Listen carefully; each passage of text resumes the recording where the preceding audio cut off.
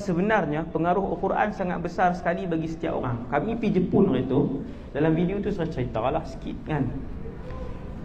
Pergi Jepun, orang Islam di Jepun tak sampai 1%.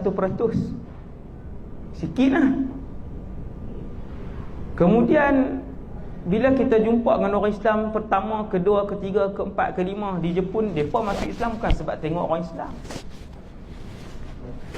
kan, tetapi mereka masuk Islam sebab baca terjemahan Quran, bukan mengajak tafsir Ibn Kathir.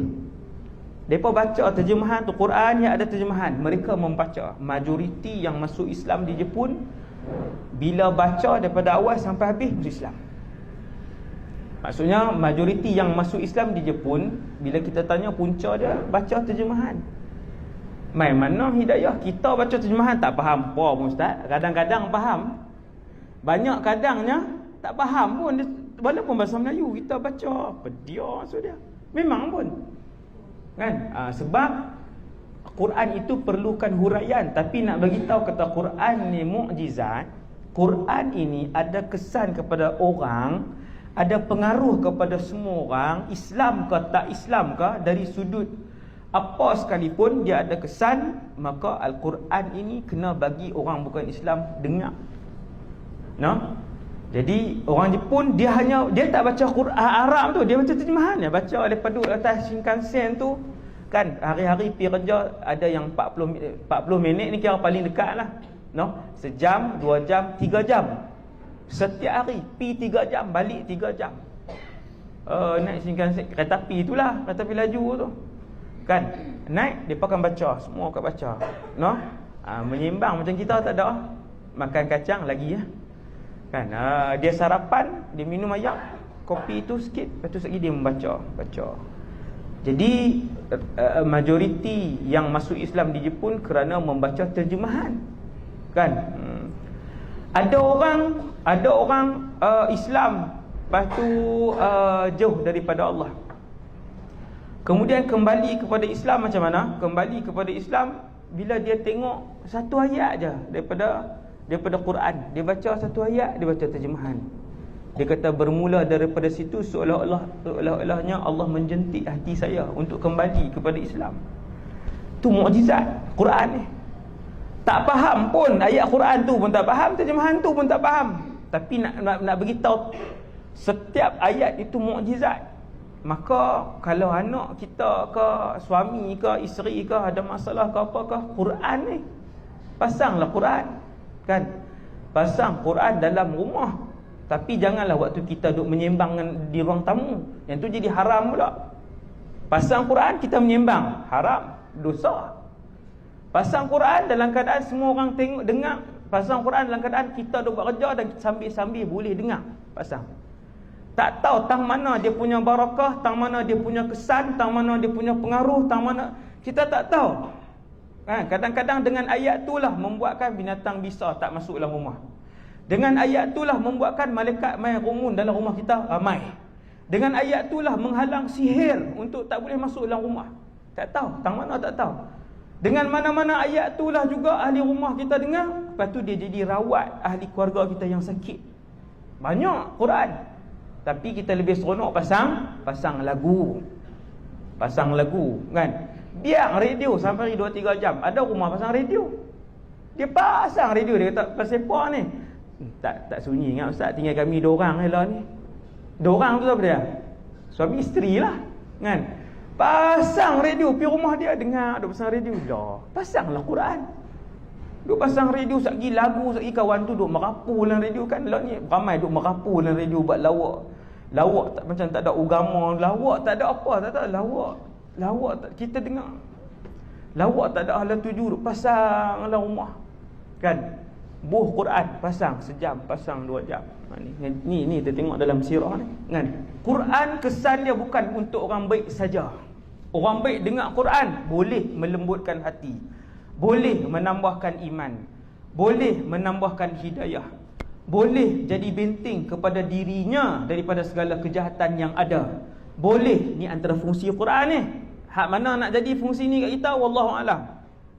Wallahu alam. Kadang-kadang orang tu dapat satu saja, kadang dapat dua, kadang tak dapat langsung pun ada juga. Allah Taala tak bagi langsung kat dia, pun boleh jadi juga. Dan bermaksud Quran ini juga pengaruh dia, kesan dia boleh juga kena kepada orang yang tidak baik. Dia dengar-dengar dia berasa 100% berubah kan. Saya pun dah jumpa dah, dan dalam sirah pun ada, iaitulah Sayyidina Umar Ibn Khattab bila dia dengar Quran. Sayyidina Umar dengar Quran yang dia berubah tu waktu bila? Waktu dia mencari Allah kah?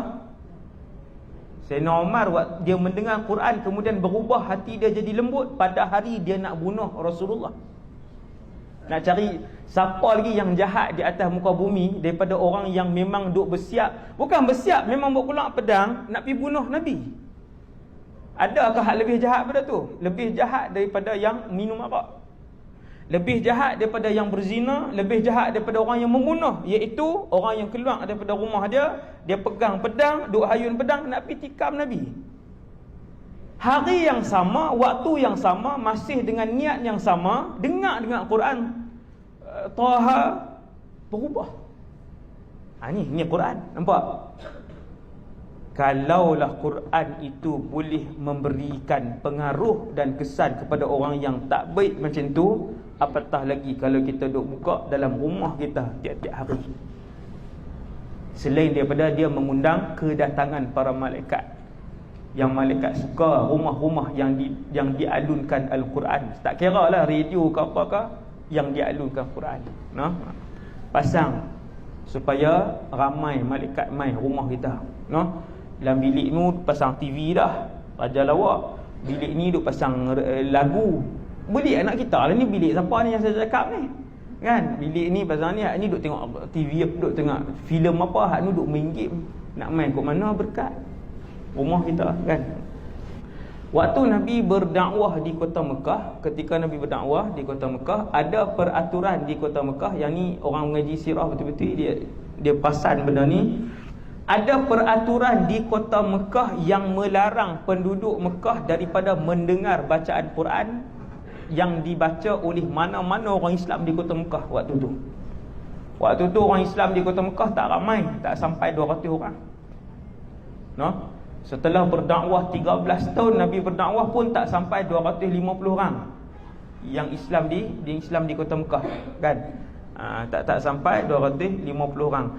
Ada peraturan yang dikeluarkan oleh kerajaan Mekah, tak boleh dikenakan hukuman. Yang mendengar Quran boleh dikenakan hukuman. Tuan-tuan, masyhur ni. Peraturan ni masyhur dalam kitab sirah. Peraturan ini sangat masyhur. Sesiapa pun tak dibenarkan mendengar. Kalau mai orang luar, depa akan panggil, depa akan briefing bagi tahu di sini ada orang gila, dia bawa Islam, dia ni disihir dia melalui perkataan. Nama dia Muhammad. Dengar perkataan dia, terus kena sihir. Tambah-tambah kalau dia baca buku kitab suci dia. Jangan dengar sekali-kali. Maka setiap kali orang luar yang mai kota Mekah, semua akan sumbatkan telinga mereka dengan kapas. Dia bukan sumbat, takut. Tapi bila pergi dekat, ada satu orang tu dia kata, aku ni penyair, cendekiawan daripada negara aku boleh beza antara seni dengan benda yang tak seni, antara ilmu dengan benda jahil. Dia sastrawan daripada negara dia. Sastrawan daripada negara dia, sahabat ni lah. Waktu tu dia tak masuk Islam lagi. Dia tutup juga telinga dia, sebab bila sampai kota Mekah je, orang kerajaan Mekah akan briefing, jaga-jaga, ni sihir ni hebat. Akhirnya bila dia tutup beberapa hari tutup telinga dia kata, sihir apa yang laki ni baca? Dia pun buka, dia pun pergi kat Rasulullah dengar. Bila dia dengar perkataan yang indah, susun galur ayat yang mana ayat Quran ini adalah daripada Allah Subhanahu Wa Taala. Tuan-tuan tengok susun atur ayat zalikal kitab tu, zalik tu Allah yang tak di awal, lepas tu Allah tak kitab, kemudian Allah tak perkataan la, kemudian Allah letak perkataan raiba, kemudian Allah yang letak perkataan fi kat situ. Maka pakar-pakar bahasa sastrawan yang tinggi-tinggi ni kata perkataan ini tidak mampu dikarang oleh manusia. hebat, tuan-tuan, maka dia pun masuk Islam kan.